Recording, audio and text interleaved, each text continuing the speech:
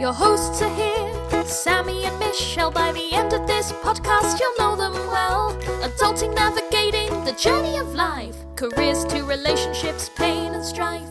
Put down the rule book, rethink the status quo.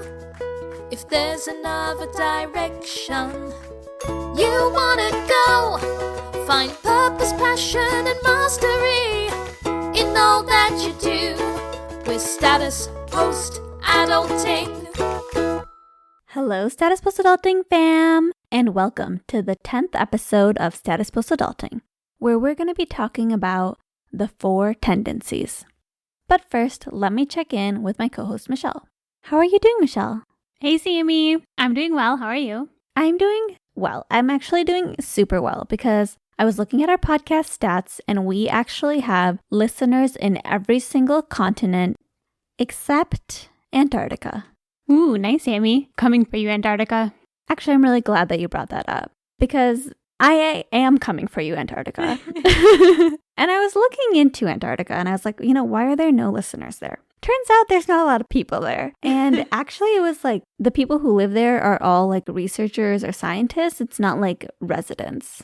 So what you're saying, Sammie, is this is a plea to our audience that if you know someone in Antarctica, please send them our podcast. Please do. And they might appreciate it because some other facts about Antarctica, in the winter, they have 24-hour days of darkness. Sounds like a lot of time to be listening to a podcast if you're asking me.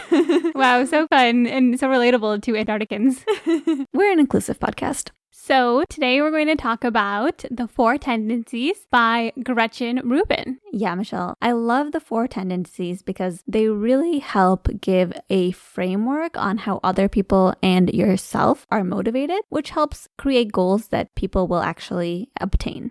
I totally agree, Sammie. It's a topic that we heard about a few years ago and really helped open up our understanding of what motivates people, what motivates us, especially since we realized some common patterns within our family. But I think the question is, what are the 4 tendencies? What's really the basis of the 4 tendencies? Absolutely, Michelle. As you were saying, the 4 tendencies was created by Gretchen Rubin, who actually wrote a book on the topic. Some of you all might also be familiar with one of her other books, which is super popular, The Happiness Project. But in this book, The 4 Tendencies, she talks about how people respond to expectations because she realized that every single person responds differently to both inner and outer expectations. And what we mean by outer expectations is expectations that other people impose on you, like at work or by your family members. And then inner expectations would be expectations that we put on ourselves. An example of an inner expectation would be like New Year's resolutions or diet or exercise goals. Exactly right, Sammie. And the reason that we think that these are important to know is because knowing your 4 tendency or knowing the tendency of your loved ones, your coworkers, your boss, whatever it is, will help you understand the best ways to construct goals and how to reach them, and also the best way to communicate with others around you. So the 4 tendencies we're going to go into today are upholders, questioners, obligers, and rebels. One thing that we definitely want to highlight that Gretchen Rubin talks about herself is that none of the tendencies are better than others. Sometimes people they might think that one is better than the other, so they try to shoehorn themselves into one versus the other. But Gretchen Rubin says that your tendency is pretty innate to you, so it's not something that you can change. So instead of trying to change yourself into something that you're not, it's more helpful to understand the type of person that you are and work with yourself. Yes, Michelle. And first, we're going to be talking about upholders. Upholders readily meet inner and outer expectations. And if they had a catchphrase, it would be discipline is freedom. And I love that catchphrase because I, Sammie, am an upholder. Yes, if you know Sammie, you will be unsurprised to find that out by the end of the segment. So like Sammie mentioned, upholders readily meet inner and outer expectations.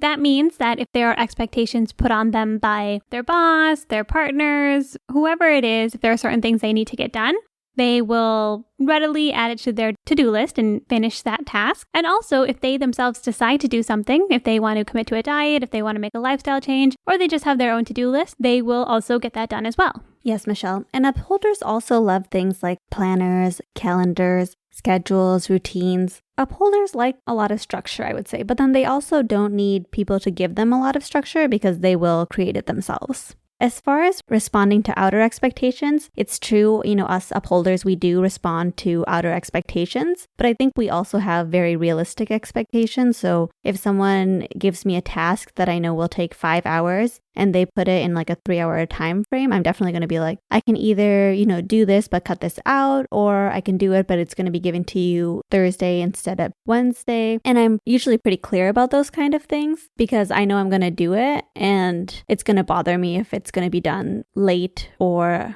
done crappily when someone expects it to be done well. That's a good point, Sammie. Upholders, more than any other tendencies, are the best at expressing whether or not they feel like they can meet an expectation. All that being said too, Sammie, upholders have a tendency to keep to their expectations, inner and outer, no matter what, including the judgment of others. Sometimes it can make upholders seem cold or like they're so focused on their main thing is, but if they have an idea or something that they want to stick to, they will definitely stick to it. Yeah, exactly, Michelle. People might hear upholder and be like, that sounds like it would be very great and perfect. But the truth is, I think being an upholder can make you come off pretty cold because, for example, I always go to bed on time. And if someone's like, oh, like let's schedule dinner at 9, I'm like, well, I'm just not going to be able to come then. I'm pretty savage about it. Or like if I'm out with people and they're like, let's go to another bar. I'm like, okay, that's cool for you, but I'm definitely going to go home right now. I'm never just going along with things to be polite. If I have a plan, I'm sticking to that plan. That's so true, Sammie. And I think it's important for people to know with the upholders in their life that it actually hurts them more to not meet their inner expectations than it is to sort of let things go. So something Gretchen Rubin talks about is how upholders are often told to loosen up a bit, or it's okay if you miss one day, or whatever it is. But I know that for you, Sammie, if I ever told that to you, or if something I recognized once I recognized that you're an upholder, that's just better to let you do what you need to do than to try to tell you to chill out or put my own projections on you. I think a good example of that, I remember we went to... Actually, it's happened a couple of times where we went with a bunch of our friends to like a trip somewhere in like Arizona or San Diego. And, we went out, we were drinking the night before, everybody was sleeping in.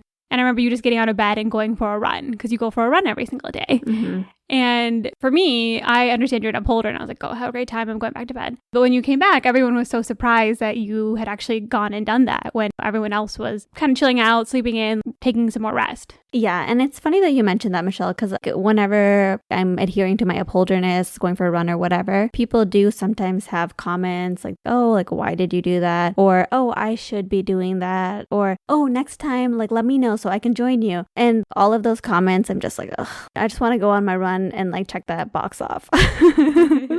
Yeah, Sammie, I definitely understand that more about you now. An interesting thing too, I was reading about upholders when I was reviewing the Four Tendencies, is how a lot of times maybe other tendencies will try to piggyback off upholders because they'll see that they're doing something consistently and they'll want that accountability for their expectations through another person. And it seems like it annoys upholders. One, it seems like upholders tend to be a little bit more annoyed with other people for not meeting expectations because for upholders, they're the type of people when you ask them, oh, how do you do that? How do you wake up every morning? How do you stick to your diet? How do you do XYZ? They're the ones that always say, I just do it. And I think sometimes for upholders, they don't realize that other people can't just do things. Like if I asked someone for advice and I was like, oh, like how do you motivate yourself to run every day? And they were like, I just wake up in the morning and have decided I'm going to do it. That would never work for me. But now I understand that if someone said that to me, they would be an upholder and we just don't motivate ourselves the same way.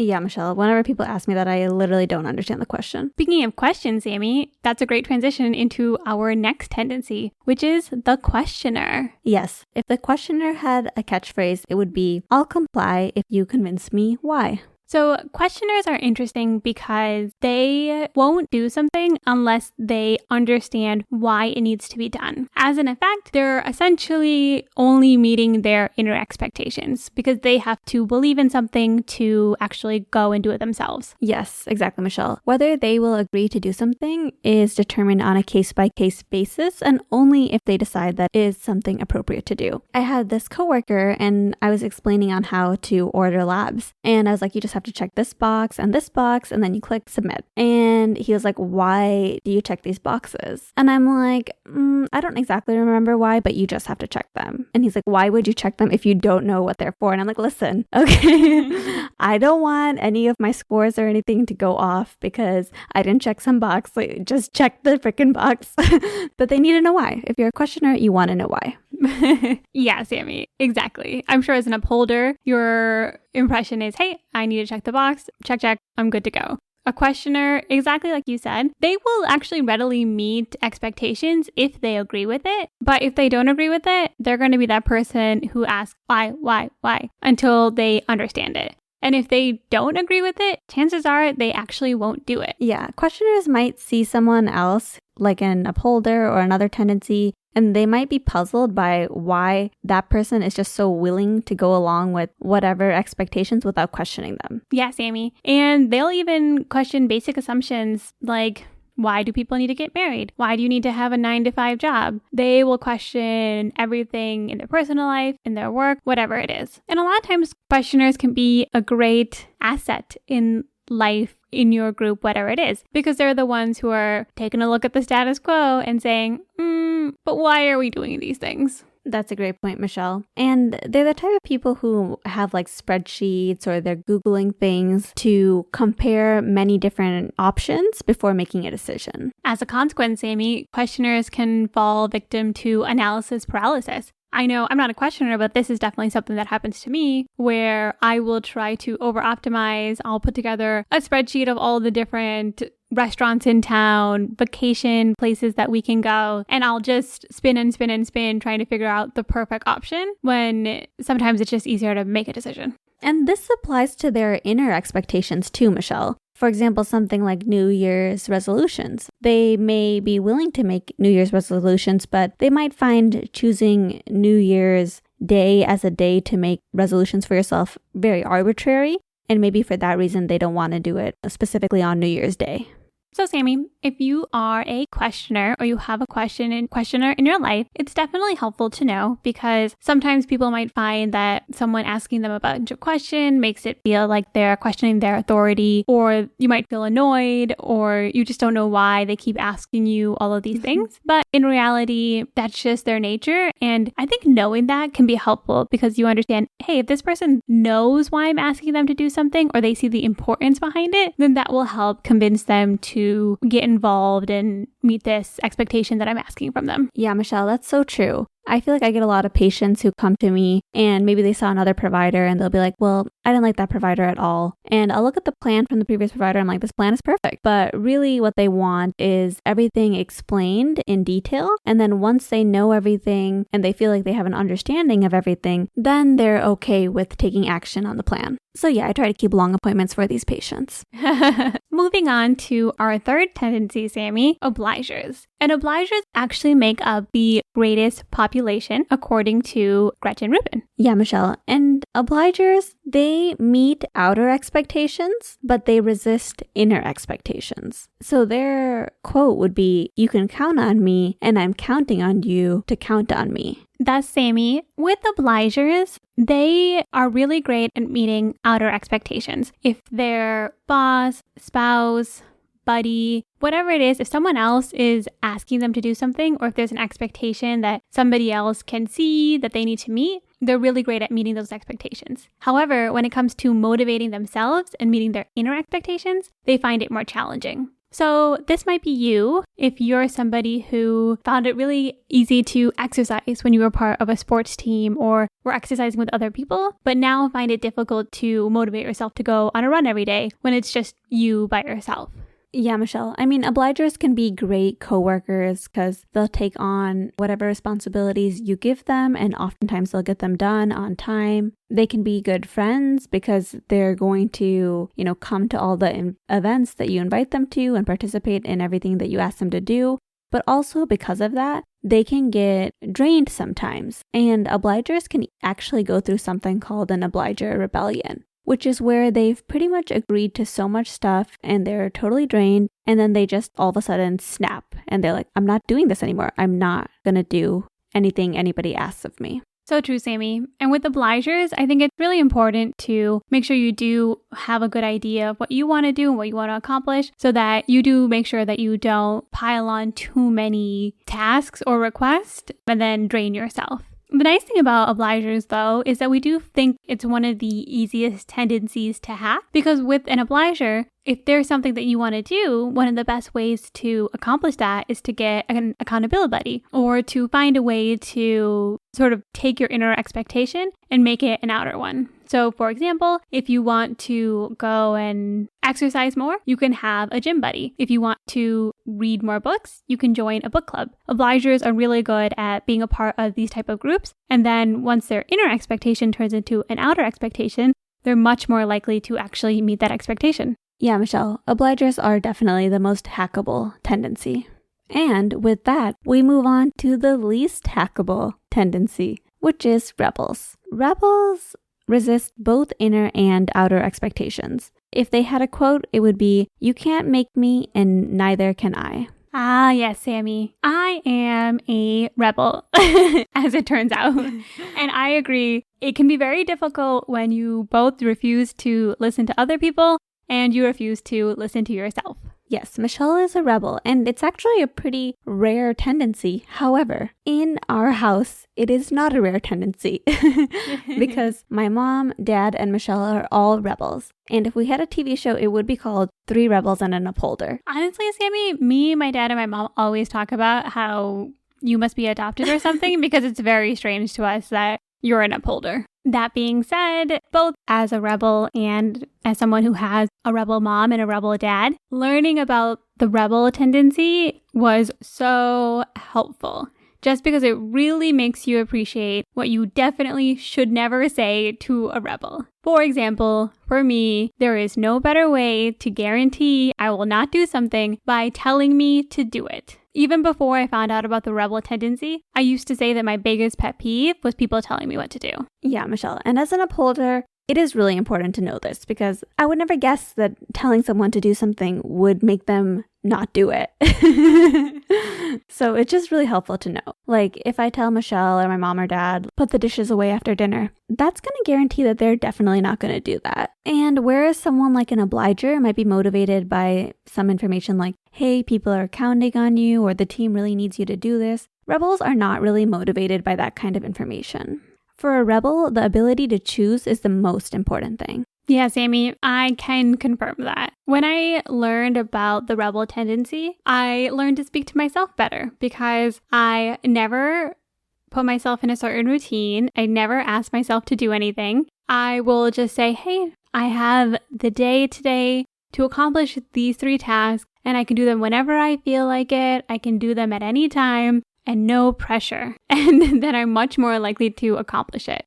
Yeah, Michelle, it's funny because when I was first reading the Four Tendencies, a huge aha went off for me because I'm like, oh my gosh, I live with 3 rebels. And I remember one of her specific examples was a rebel may not do well at school if you tell them to do well, but maybe they'll do well if you tell them, oh, you would never get into an Ivy League school. And I laughed because literally that was exactly you. Yeah, I remember so many people when I was growing up, I would be like, I want to go to like Harvard or Yale. And they would be like, no. Like they would just tell me no. And I was just so determined. Like that I think was my motivating factor always. I would always do really well in school because I was so determined to prove people wrong. I also have a tendency to be in male-dominated spaces. I played the trumpet and I was one of 2 girls when I was in middle school and high school.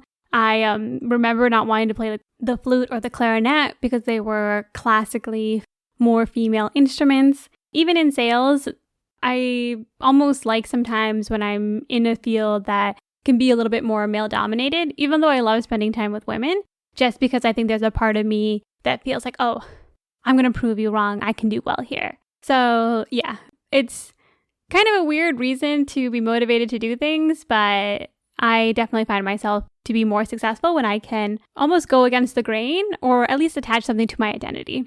For example, when I was giving up sugar, one of the things that really motivated me was someone showed me a documentary about how the sugar industry is basically a giant conspiracy, something I'm sure we'll talk about later. But nothing motivated me more. Like knowing that I could prevent diabetes, knowing that I should take care of my health, all of these things never affected me. But when I thought the government was out to get me, I was like, you know what? F that. I'm not going to be a Ponzi in this game. I'm just going to give up eating sugar. So it works. I believe you meant to say a pawn in this game. But they're Ponzi schemes. But yeah, Michelle, you're totally right. I remember, after I realized that about you, I would use that on some of my diabetic patients. Some of the most uncontrolled diabetic patients are rebels, and I do try that tactic on them. You're going to outwit them or outsmart them by eating healthy and exercising and putting those screens down. I find that tactic works better with those kind of people.